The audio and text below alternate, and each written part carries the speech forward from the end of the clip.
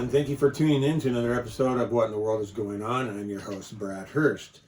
Before we get started, I want to give a shout out to hiscenter.com. Hiscenter.com is a website that sort of kind of sponsors this program. You can go to their website, look in the upper left-hand corner, click on current events and Bible prophecy. When you get into that, you'll see a link to this video, and there'll be a donation link there as they get donations for us to help us produce these videos. So that's hiscenter.com, HISCENTER.com.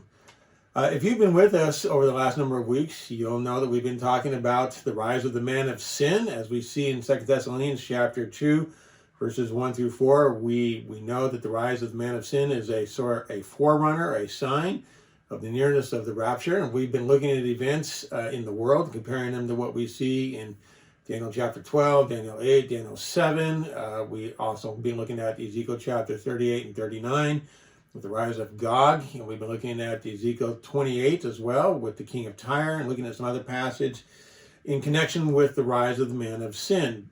In addition to the rise of the man of sin being a sign, a forerunner to the rapture, we're also told in 2 Thessalonians chapter 2, verses 1 through 4, that the falling away takes place as well. So not only do we have the rise of the man of sin, we also have the falling away, or the departure, or the apostasy that takes place. And a lot of people want to say the departure is talking about the rapture, but it's not. There's no way grammatically, biblically, or theologically that that's actually going to work. It's literally talking about a departure from doctrine, specifically not only a departure from doctrine, but it's talking about people who are at one point champions of biblical doctrine and are no longer champions, but they're hostile. We did a video about that a while back. You can look through this YouTube channel and find that, and go through and look at that yourself. So over the last number of years, I have actually been learning biblical Hebrew. I've been studying underneath an individual by the name of Francis Villers, who works for a company that's called eTeacher, that's associated with the Israel Institute of Biblical Studies, and also associated with the Hebrew University of Jerusalem. And as a result of the work that I'm doing and the teaching that Francis is doing is accredited through the University of Jerusalem. And so it's a full Hebrew course that takes place over about 4 years. It starts off with very simple, training, and then you eventually get into more advanced levels. And at the end, they give you a certificate stating that you are actually an expert in biblical Hebrew. And you've also got 15 units of accredited college work with the Hebrew University of Jerusalem. I'm going to be doing an interview with Francis. The reason why I want to do this is because we have begun to see a departure from Christian doctrine altogether, and specifically with regard to the person and work of Christ and the authenticity and reliability of the biblical text. In fact, it's the reliability of the biblical text that sort of kind of spawns pretty much all other issues of doctrine and what have you. And when you start to chip away at the reliability of the text itself, doctrine of necessity is going to fall with it. Over the years, we've had men like Tremper Lodman, Peter Enns, Brady Goodwin, most recently, others such as Hayne Cannegraff and Wally Shobat, all who at one point in time were champions of biblical doctrine, biblical orthodoxy, who in one way or another, along with many others, not just these men, but along with many others, who have begun to chip away at the authenticity of the biblical text, gone back into Catholicism or gone into Greek Orthodoxy and what have you. And one of the places where people chip away first is usually with regard to the Genesis account. You start breaking down, a literal creation and a literal Adam and literal Eve and a literal fall and so forth.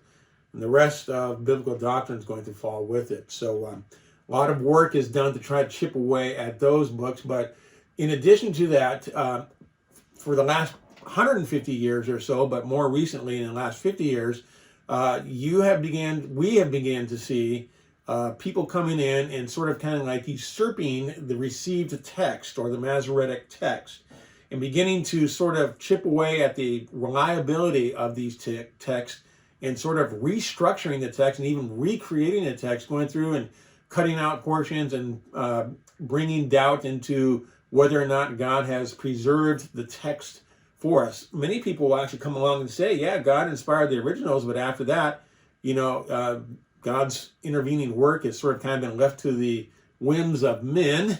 And the net result of that is that we have no reason to think that we can have confidence in the copies that we have in terms of actually the Hebrew and the Greek and Aramaic and Latin text and so forth. And that even more so that men who do translation work oftentimes will do translation incorporating their theology into it and leaving the room open for, or the door open for, essentially error to creep in. I remember one time a professor of mine actually told me that when it comes to translating a text, we are guided by our theology in doing so. Well, that becomes a bit problematic, at least for me and for others. And many of these people that I've mentioned have said that for them becomes problematic.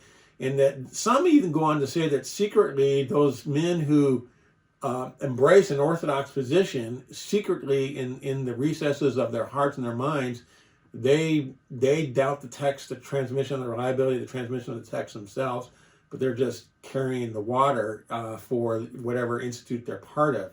And so that becomes really problematic. Well, we're going to be talking to Francis. Francis is very gifted in the biblical text, specifically in Hebrew. He speaks a couple different languages. He can move around in two others as well. He's got Hebrew at his fingertips. And Francis truly is a textual critic in the proper sense, going through and explaining to people why certain things happen within the text, how the scribes worked, how errors were dealt with, and how they were fixed, and why certain errors can creep in, and how others come along and actually address those errors, and you can actually see footnotes in the manuscript and so forth. And so we're going to be talking about some of that, and we're also going to be talking about what the job of a textual critic actually is. Today, the textual critic seems to think that his job is to go through and cut out what he thinks isn't reliable and then cast doubt on it and somehow or another leave it up to us to decide what we're going to do, while at the same time shooting holes in our Bibles. Well, Francis is a real friend of the received text in the King James tradition. He's a real friend of the Masoretic text as well, and he can go through and explain to us what's been going on in the world of textual criticism and the world of biblical translation work, and answer a lot of questions and kind of give us sort of a foothold of why we can rely on our text and why we can pick up our Bibles and look at them specifically in the King James tradition. He does get into talking about how many of the new translations get into dynamic equivalence as opposed to being a word-for-word translation as you would get in the King James tradition. So what a lot of people don't realize is that, the development of the English Bible itself is sort of kind of like the mother of the English language. In other words, we speak English because of the Bible. It's the only language the Bible actually produced.